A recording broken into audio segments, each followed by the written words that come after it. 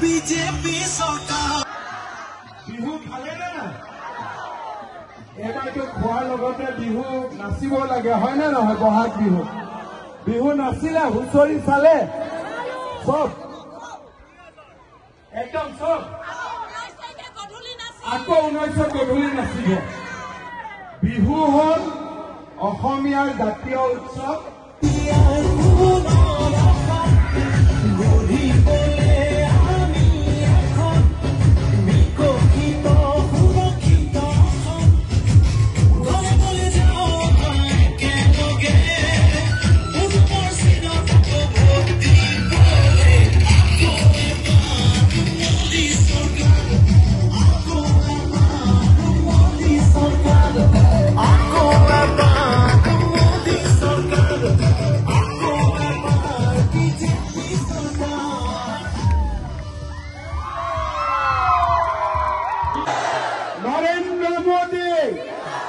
Narendra Modi BJP BJP AGP AGP एकदम আজি ধুনিয়া লাগিছে জাজি সকলোকে মই বহুত বহুত সেৱা জনাইছো আৰু বহাগ বিহুৰ বহুত বহুত উলগ জনাইছো আজি আমাৰ সভাত উপস্থিত সন্মানীয় মন্ত্ৰী পীযুষ হাজৰিকা ডাঙৰীয়া প্ৰধানমন্ত্ৰী পাতি এতিয়া দুটা মাত্ৰ আমাৰ সন্মুখত ৰাস্তা আছে আমি যদি বিজেপিক ভোট দিওঁ পদুম ফুলৰ ছবিত ভোট দিওঁ নৰেন্দ্ৰ মোদী ভাৰতৰ প্ৰধানমন্ত্ৰী হ'ব আৰু যদি কোনোবাই ভুলতে হলেও হাতৰ ছবিত ভোট দিয়ে তেওঁ ৰাহুল গান্ধীৰ কাৰণে ভোট দিব এতিয়া আমি সকলোৱে বুজি পোৱা মানুহ বুজা মানুহ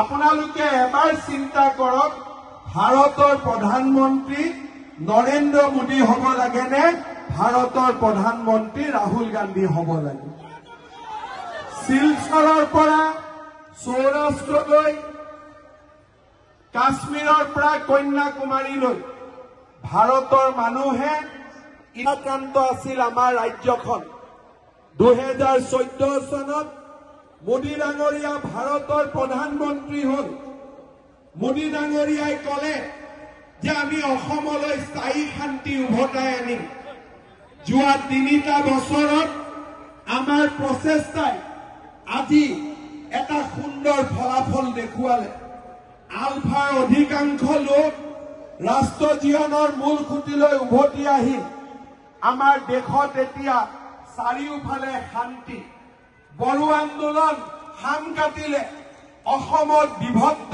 নকৰাৰ সংকল্প ললে কাৰ্বি আন্দোলন সমাপ্ত হল আদিবাসী আন্দোলন সমাপ্ত হল আৰু চাৰিওফালে শান্তি আৰু প্ৰগতিৰ এক নতুন বাতাবৰণ সৃষ্টি হল কোনোবাই কল্পনা কৰিব পাৰিছিল নেকি 12,000 ল'ৰা ছোৱালীয়ে গুৱাহাটীত একেলগে বিহু নাচিব কোনোবাই কল্পনা কৰিব পাৰিছিল নেকি অসমৰ ৰাইজৰ বাবে আজি সেই কাম সম্ভৱ হৈছে ৰাইজ মই আপোনালোকক এই ইলেকশ্যনৰ সুবিধা লৈ দুটা নতুন আঁচনিৰ কথা ক'ব খোজো মোক মানুহে কয় যে বিজেপিক ভোট দিবই আপুনি ইলেকশ্যনত ইমান কিয় ঘূৰিব লাগে মই কয় ইলেকশ্যনত মই ভোটৰ কাৰণে নুঘূৰো ইলেকশ্যনত ঘূৰিলে মানুহক লগ পাওঁ মানুহৰ মনৰ কথা বুজিব পাৰো আৰু ৰাইজৰ সমস্যাবিলাক সমাধানৰ ৰাস্তা উলিয়াব পাৰো শ্ৰদ্ধাৰ ৰাইজ মই দুটা মোৰ মনৰ ভিতৰত থকা কবাত যেন ভোট নোহোৱা হ'ব গোটেই সত্ৰবিলাক মানুহে দখল কৰি পেলাইছিলে বৰদোৱা সত্ৰও দখল কৰিছিলে কোনেও একো নকৰে কাৰণ ভোট কমি যাব আৰে বাবা শংকৰদেৱৰ জন্মভূমিক ৰক্ষা কৰিব নোৱাৰা আৰু নামাজ পঢ়িব যোৱা এইটো কি ৰাজনীতি হয় এইটো ৰাজনীতি আমাক নালাগে শ্ৰদ্ধাৰ ৰাইজ আজি আমি অসমত বিচাৰো হিন্দু মুছলমান খ্ৰীষ্টিয়ান সকলো আগবাঢ়ক নিবনুৱা যুৱক যুৱতীয়ে কাম পাওক অসমখন আগবাঢ়ক তুষ্টিকৰণৰ ৰাজনীতি আমাক নালাগে ধৰ্মীয় ৰাজনীতি আমাক নালাগে আমাক লাগে শংকৰদেৱ মাধৱদেৱ স্বৰ্গদেউ চাওলুং চুকাফাই দেখুৱাই থৈ যোৱা সেইখন বৰ অসম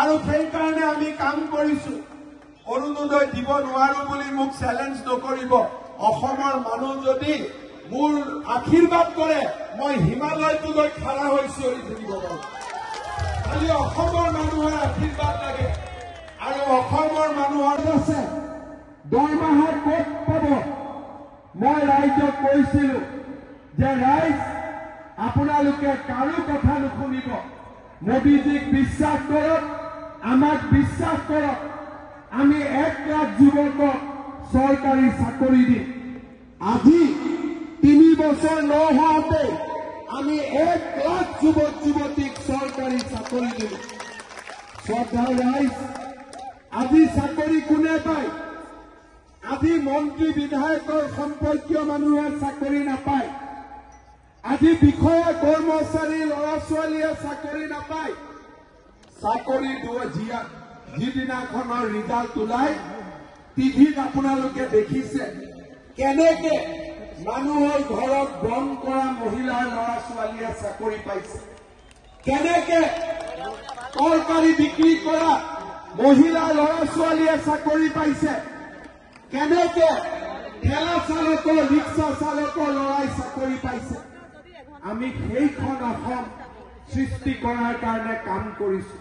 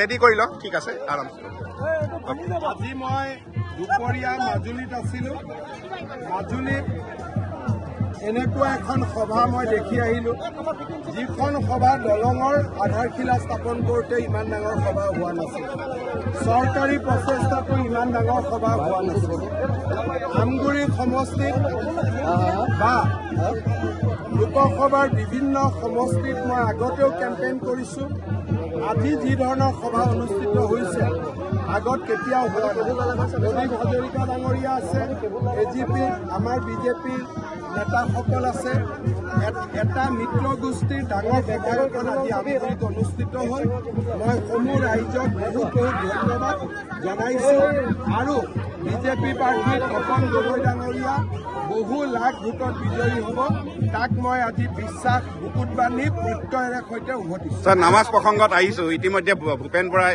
শংকৰদেৱক টানি আনিছে এই বিষয়টো ভূপেন বৰাই যোৱাকালি কৈছে যে শংকৰদেৱ আৰু চানখাই দেখুৱাই দিয়া ৰাস্তাৰে গৌৰৱ গগৈ আগবাঢ়িছে। এতিয়া মই ভূপেন বৰাক প্ৰশ্ন কৰিব খোজো শংকৰদেৱে নামাজ পঢ়িছিলে নেকি? শংকৰদেৱে দেখুৱাই দিয়া কোনটো পথেৰে? চানখাইটো শংকৰদেৱৰ ওচৰত শৰণ লৈছিলে। তেওঁ যদি ইতিহাস নাজানে ইতিহাস বিকৃত কৰিব নালাগে। এবাৰ লাভ জেহাদ বুলি ক'লে এইবাৰ জগতগুৰু মহাপুৰুষ শ্ৰীমন্ত শংকৰদেৱক ৰাজনীতিলৈকে টানি আনিলে। আমিতো নামাজ পঢ়াটো বেয়া পোৱা নাই যে পঢ়ক কিন্তু নামাজৰ লগে লগে ৰাম মন্দিৰতো যাওঁ সেইটোহে মই দাবী কৰিছোঁ। নামাজ পঢ়াক লৈ যোনে যি পঢ়িছে তাক লৈ মই মাথা ঘুমোৱা নাই। আপোনাৰ প্ৰিয়ংকা গান্ধী আজি ইয়াত আগমন ঘটিছিল প্ৰিয়ংকা গান্ধীৰ অসমৰ ভিতৰত একো হোৱা নাই অসমৰ বাহিৰত যদি কিবা হৈছে সেই দেশৰ সেই ৰাজ্যৰ চৰকাৰে সিদ্ধান্ত ল'ব। অসমৰ চাৰিসীমাৰ ভিতৰত একো হোৱা নাই। আপোনাৰ প্ৰিয়ংকা গান্ধীৰ আজি ইয়াতে আহিছিল প্ৰিয়ংকা গান্ধী আহিছিলে কিবা জুলন যাত্ৰা এখনৰ টাইপ মিটিং এখন কৰি থৈ গৈছে। সৰুতে আমি জুলন যাত্ৰা কৰিছিলে ডাঙৰ ভাওনা কৰিব আমি নোৱাৰিছিলো তেতিয়া সৰু ল'ৰা গতিকে সৰু অৱস্থাত আমি জুলন যাত্ৰা কৰিছিলো। আজি তেনেকে ৰাজনীতিৰ ভাষাত ডাঙৰ সভাটো বিজেপিয়ে কৰিছে প্ৰিয়ংকা গান্ধীয়ে জুলন যাত্ৰা কৰিছে ভালেই হৈছে একো বেয়া হোৱা নাই। লাখপতি ভিন্ন হৈ আছে নে চাকৰিবোৰ যে দি আছে লাখপতি বনি আছে। অখিল গগৈ বিহু গাব নাজানে বুলি কৈছে আপুনি কি কব? অখিল গগৈ কথাত গুৰুত্ব নিদিব। তেওঁ কোন পাৰ্টিত আছে? তেওঁ কাক ছাপোৰ্ট কৰি আছে? তেওঁতো কথা বতৰাৰ পৰা আপুনি এইটোৱে গম নাপাব যে তেওঁ কোন পাৰ্টিত এতিয়া আছে। মোক লগ পালে ৰংঘৰৰ মিটিঙত মোক আটাইতকৈ প্ৰশংসা কৰিছে নে নাই?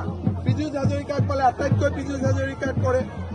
গৌৰৱ গগৈ পালে গৌৰৱ গগৈৰ প্ৰশংসা কৰে। তাত অখিল গগৈ আৰু হৰেক মালৰ মাজত একো ডিফাৰেঞ্চ তেওঁ হৰেক মাল টাইপ হৈ গৈছে বৰ্তমান। গতিকে তেওঁৰ কথা সুধিব নালাগে। হৰেক মালৰ জগত থাকিব দিয়ে। কি খবৰ মা? কোন ক্লাছ? ভাল নাই খবৰ? ভালে আছে ন? আপোনালোকৰ খবৰ ভাল? খবৰ ভাল? ধন্যবাদ। খবৰ ভাল নহয়?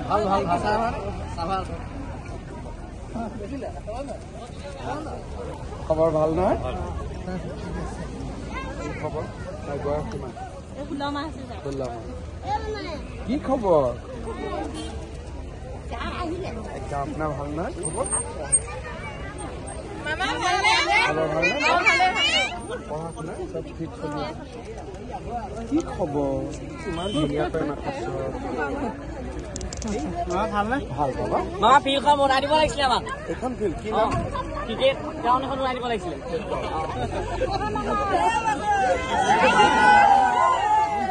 ভালে আছে না খুৰী? ভালে আছে না?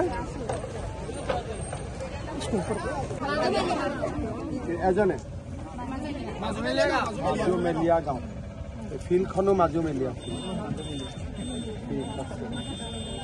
ঠিক আছে ৰাস্তাটো বেয়া হৈছে।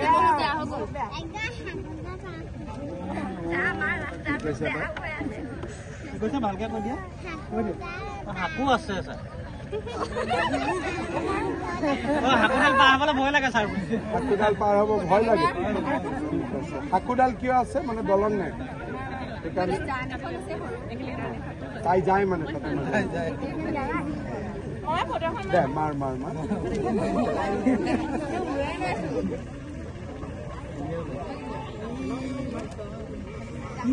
কোনটো এতিয়াহে